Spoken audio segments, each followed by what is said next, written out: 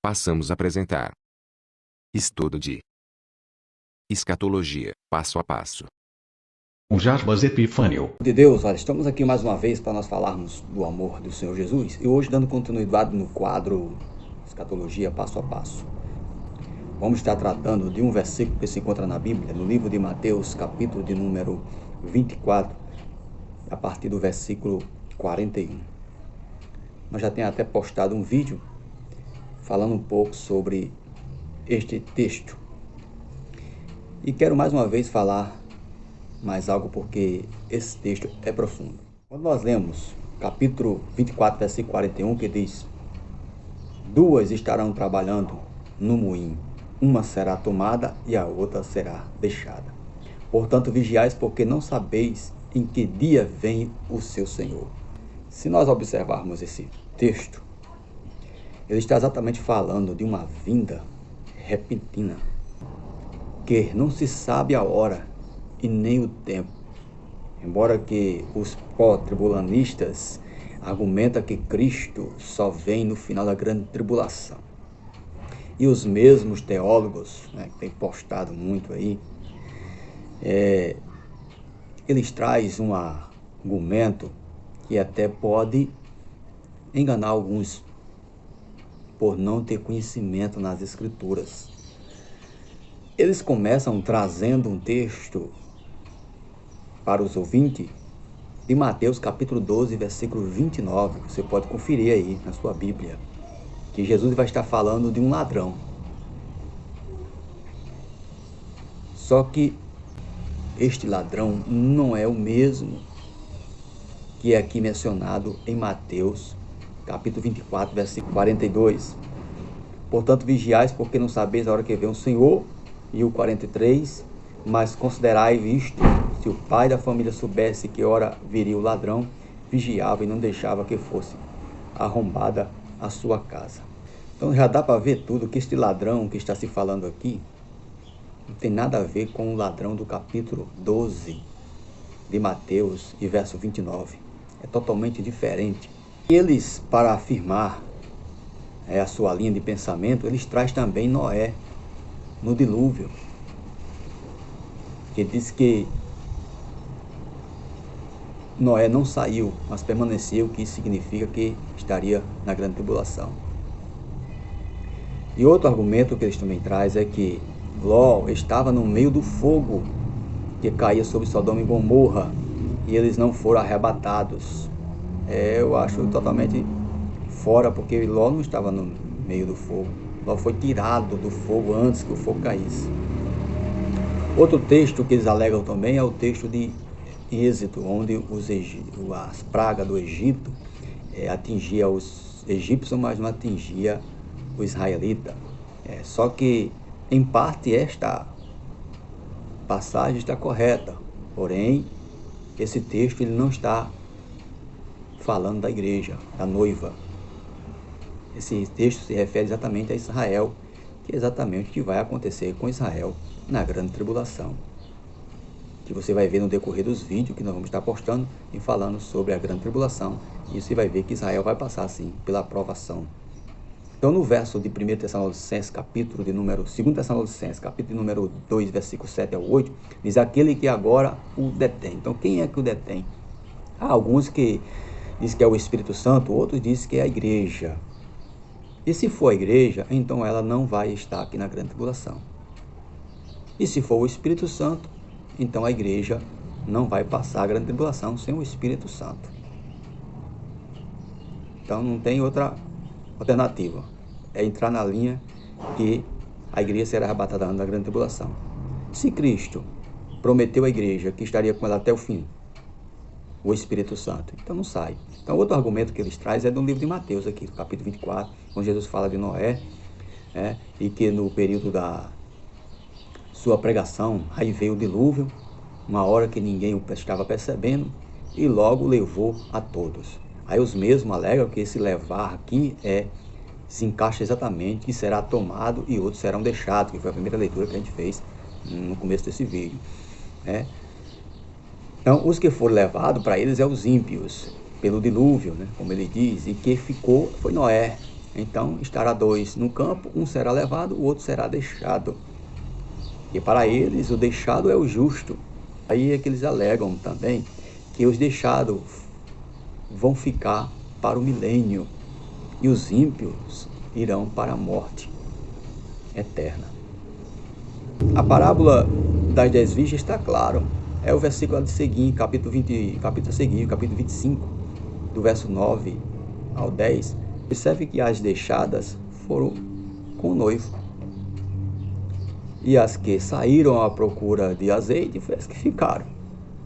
Então, esta coisa de quem vai ser salvo é os que ficarem, está totalmente fora. Inclusive, a continuação do texto de Mateus capítulo 25, depois das virgens, Jesus fala de um outro exemplo, de um patrão que pega os seus funcionários de surpresa quando ele volta. Jesus continua falando de surpresa. Então veja ainda como eles entendem o texto de Lucas, capítulo número 17, verso 24, quando diz: porque assim como um relâmpago fuzilando brilha de uma a outra extremidade do céu, assim será no seu dia o Filho do Homem.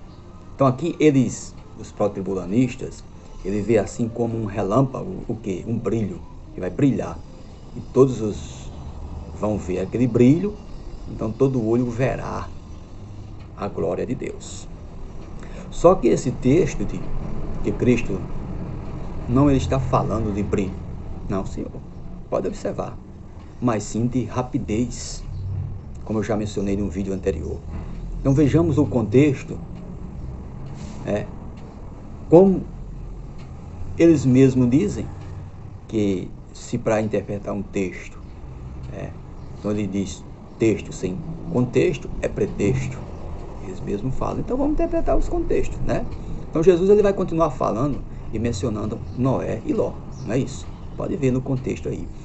E na sequência, Jesus diz assim, no verso 31, aquele dia, quem estiver no eirado e tiver os seus bens em casa, não desçam para tirá-lo. Por que não descer?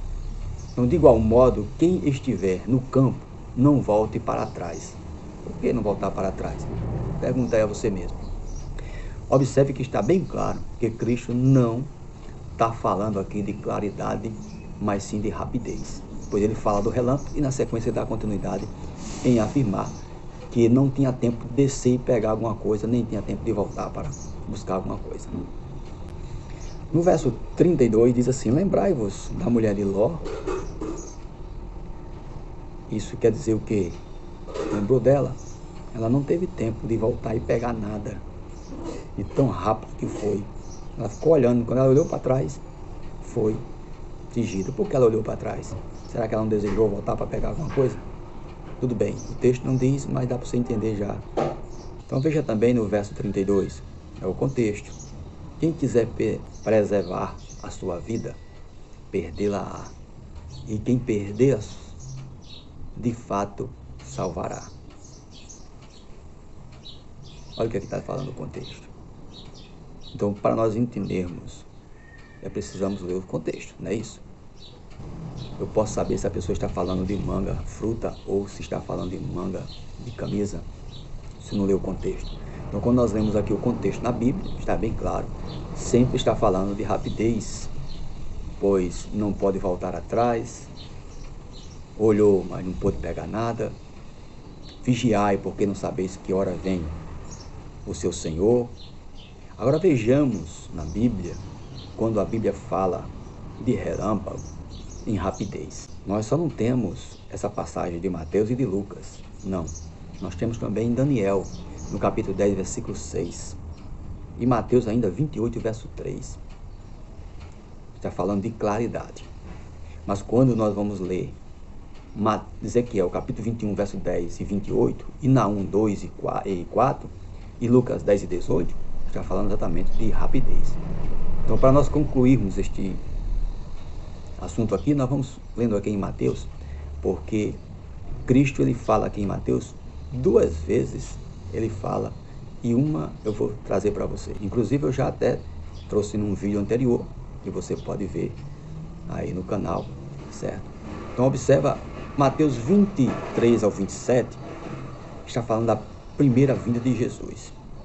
E no verso 28 ao 31, está relatando a sua segunda vinda em glória. Aí as duas vindas do Senhor. Leia com atenção que você vai ver. Embora que os pró-tribulanistas, eles aleguem que não tem referências bíblicas que falem das duas vindas de Jesus. Então leia aí Mateus, com cuidado que você vai ver que está falando exatamente das duas vindas. Olha só, o verso 23 ao 26 até diz assim: então se alguém vos disser, eis-o aqui, eis-o ali, não acrediteis. Aí o verso 24, porque surgirão falsos cristos e falsos profetas, operando grandes sinais e prodígios, para enganar, se possível, os próprios escolhidos. Aqui está falando de um alerta, né?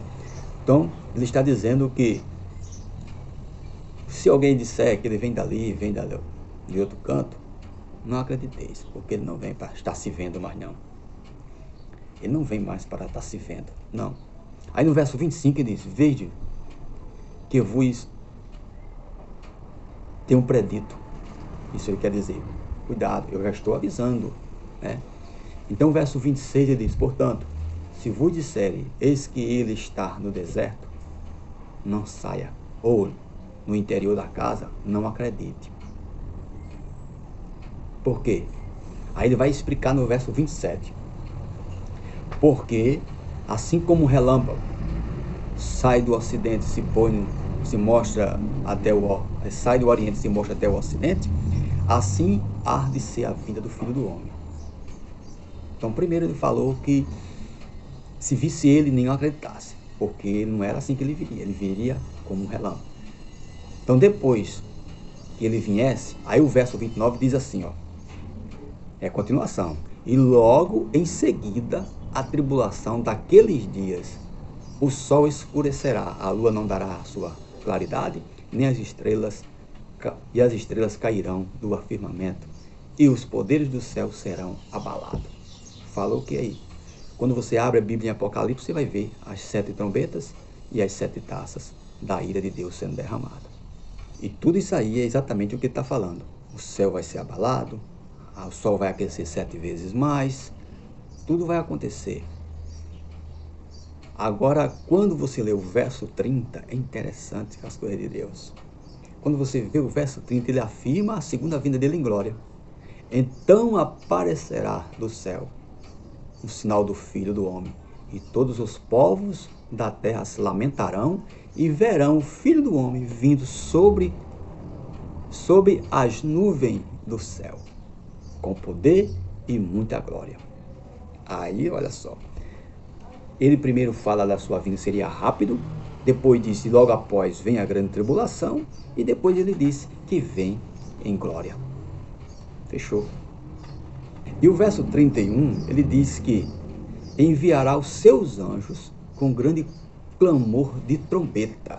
Sim, agora, nessa vez, ele vem com zoada.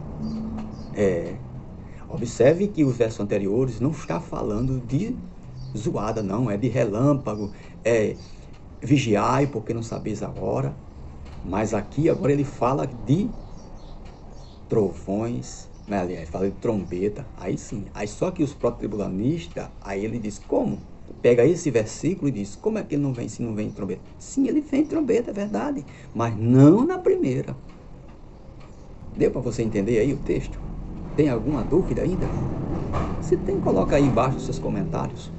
Se tem dúvida, porque está claro, aí não tem só um leigo que não vai conseguir entender somente. Agora, se eu pegar um versículo separado de outro sem contexto, embora que eles dizem que precisa ter contexto, e eles não usam contexto.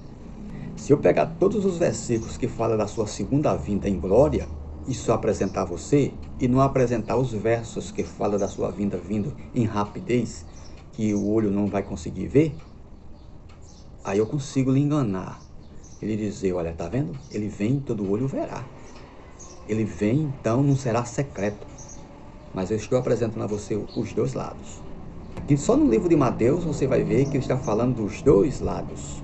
Ele fala que vem como ladrão, vigiai porque não sabeis a hora, repito novamente, e fala da grande tribulação. Você lê o capítulo 24, que por 2 vezes ele vai fazer isso de novo. Você vai continuar do capítulo 40 em diante, ele vai falar tudo de novo, vai falar sobre o que prevém os sinais que está próximo da sua vinda, e depois vai falar da rapidez, que de repente vai desaparecer, vem como menos se espera, e depois ele fala da tribulação de novo, e depois ele fala da sua vinda em glória. Que é exatamente o que está escrito no livro de Apocalipse, no capítulo de número 19, versículo 11 em diante, quando ele vem com a sua esposa. Oh, glória a Deus! Tenho certeza que depois desse vídeo você não terá mais dúvida. Passa esse vídeo aí para os teus companheiros, tá bom? Para que eles saibam mais sobre a primeira vinda de Cristo, e será que ninguém irá vê-lo, mas sim será em secreto. Inscreva-se no canal porque ainda vamos dar continuidade. Tem muita coisa boa para você. Que Deus abençoe, em nome de Jesus. Acabamos de apresentar Escatologia, passo a passo. O Jarbas Epifânio.